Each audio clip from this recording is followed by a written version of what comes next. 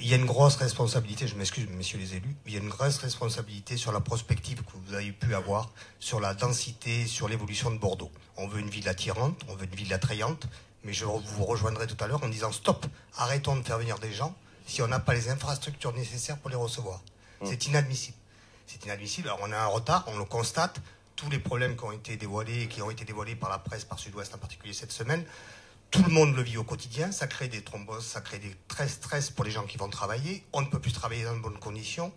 Je crois qu'il y a un moment donné, il faut que toutes les institutions politiques, de droite ou de gauche, toutes les institutions, conseil général, conseil régional, on a abordé les problèmes de liaison, train, etc. Ça ne pourra pas se faire sans qu'il y ait une véritable réflexion, y compris, je pense, avec la société civile, c'est-à-dire en dehors des élus, ce que vous faites aujourd'hui, il faut qu'il y ait des gens qui, tous les jours, prennent les transports en commun, tous les jours, circulent sur la rocade ou sur la ville de Bordeaux, se mettent ensemble, discutent ensemble, mais que toutes les institutions soient présentes, parce que, en dehors de ces aspects-là, il y a aussi des aspects de l'investissement, y compris pour l'État, qui sont indispensables si on veut sortir de cette sclérose à Bordeaux. Et toutes les villes qui ont interdit les voitures dans leur centre-ville sont aujourd'hui saturées dans les alentours.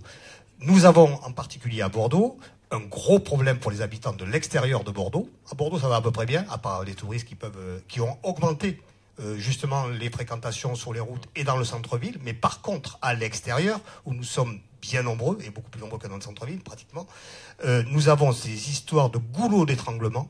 Je crois que Touzeau en parlait dans vos colonnes ces jours-ci. Nous avons des énormes goulots d'étranglement à l'entrée de la métropole et qui ne sont pas prêts d'être résolus à mon avis. Nous courons après notre retard. Dites-vous bien ça, messieurs, nous courons après notre retard.